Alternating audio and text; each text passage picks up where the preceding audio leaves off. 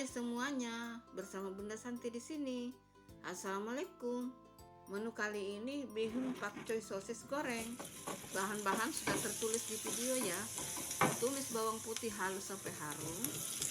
Lalu masukkan sosis yang sudah diiris-iris. Setelah matang, lalu masukkan pakcoynya. Diaduk-aduk sampai tercampur rata.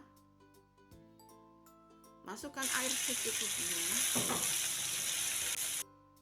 Tambahkan merica bubuk secukupnya. Kaldu bubuk secukupnya, lalu diaduk-aduk sampai bumbunya merata dengan sayurannya. Kemudian masukkan bihun jabunya yang sudah terlebih dahulu direndam dengan air. Masukkan saus tiram. Aduk-aduk sampai tercampur rata. Masukkan kecap manis secukupnya. Saus tiram juga tadi secukupnya ya. Aduk-aduk. Kecap manisnya boleh ditambahkan ya sesuai kemanisan yang kita suka. Tambahkan cabai merah besar sebagai garnish. Juga daun prei. Lalu diaduk-aduk sampai tercampur rata. Jangan lupa koreksi rasa ya. Bihun pakcoy gorengnya sudah jadi. Nah, ini dia hasilnya.